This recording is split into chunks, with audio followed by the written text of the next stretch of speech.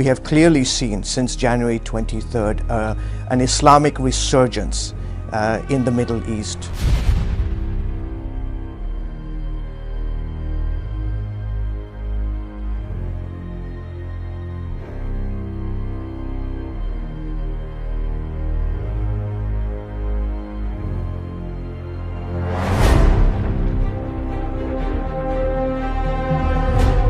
If I understand some of the history correctly, it was the dismantling of the Ottoman Empire that was the spark or the necessary leverage to inspire the creation of the Muslim Brotherhood. That is correct. In 1924, the Caliphate was dismantled by the West. And this is why they hate the West. And this is why Westerners don't understand why the Islamists hate us so much. 1928, 4 years later, the Muslim Brotherhood was born. This is the umbrella of all the Islamic terror organizations. The Muslim Brotherhood is the mother. You know, this Islamist movement has never ceased to attempt to establish a Sharia hegemony in that region. So we see now the massicization of the Muslim Brotherhood into all parts of the Muslim world, from Algeria to Syria to Lebanon to Egypt, everywhere.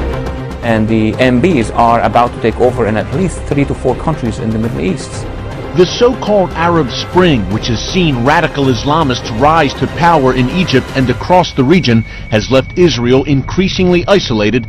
The Muslim Brotherhood is the most influential radical Islamic group in the world. This is not a moderate organization. As you said, they refuse to recognize Israel's right to exist. The supreme leader of the Muslim Brotherhood, their top leader in the world, called for the reestablishment of the Islamic Caliphate, a worldwide Islamic superstate where literally, Wendy, every Muslim nation would be united into one all-powerful economic, military, and political force to take on Israel and the West. This is what they want. They are not moderate.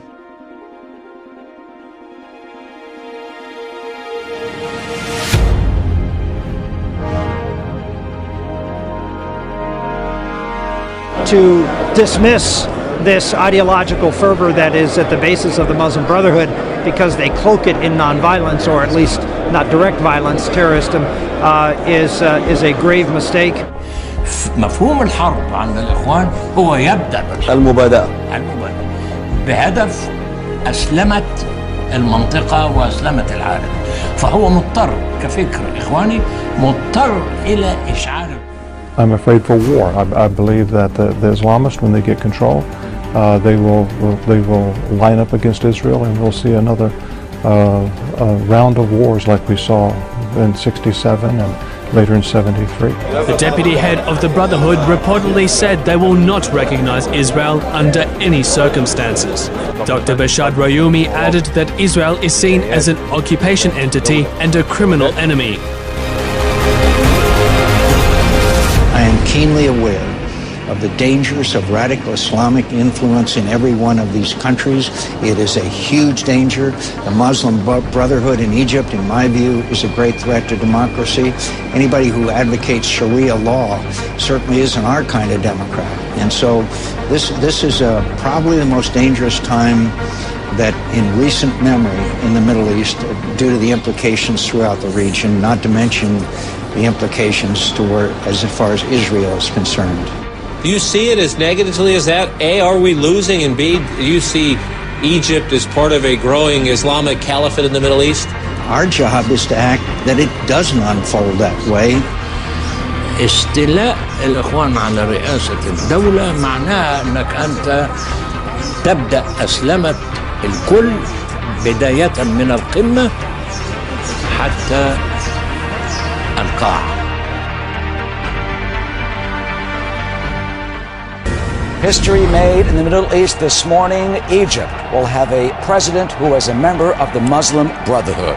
You are now looking live into Tahrir Square as many members of the Muslim Brotherhood and their followers are gleefully cheering this news that Morsi has won election as Egypt's president. It shows the power of the Muslim Brotherhood, which had been outlawed in this country for decades. And remember, Mohamed Morsi spent time in prison as a political prisoner for being part of the Muslim Brotherhood back when Mubarak was president.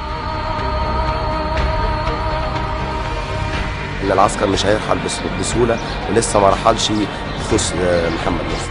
ومن هنا اظن ان ستحدث ازمه بين قياده الجيش المصري والاخوان المسلمين. مساله ان الجيش يرجع الى السكنات ويستولي الإخوان على مؤسسات الدولة معناها الآتي، معناها أنه يحدث أسلمة للدولة وللمجتمع، وعندما يحدث أسلمة للدولة والمجتمع يدخل الجيش باعتباره من مؤسسات الدولة يدخل في الأسلمة شاء أو لم يشاء. ستكون عاصمتنا ليست القاهرة ولا مكة ولا المدينة، وإنما القدس إن شاء الله. اللي ماشي في ثروات الربيع العربي كلها طيارات إسلامية، طيارات إسلامية. قد يكون هدفه إن هو يجمع كل الدول دي، يتكلم عن طموحات محمد مرسي إنه يكون رئيسا، ومش رئيسا لمصر بس، ده رئيسا للدول العربية كلها. في مواجهة الهجمة الشرسة المتوحشة من الولايات المتحدة الأمريكية ومن الغرب عموما ضد الإسلام. هقول لك كده مقبول. فحينما يطالب باتحاد العرب بل واتحاد العالم الإسلامي في مواجهة هذه الهجمة الشرسة، ده بيخططوا ازاي هيفتحوا المدينة عسكريا. الجيش الأمريكي نفسه بيخطط لهذا.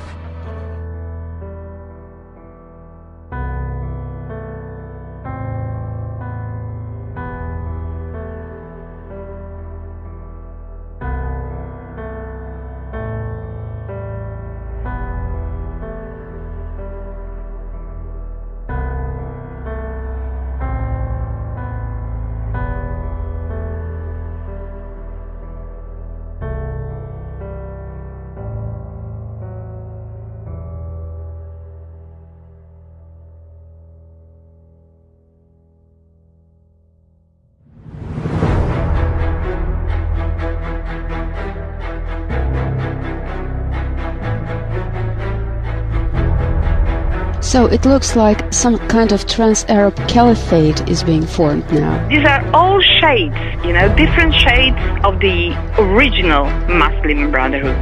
But the final aim, the final objective is the same, is the unified Islamic nation.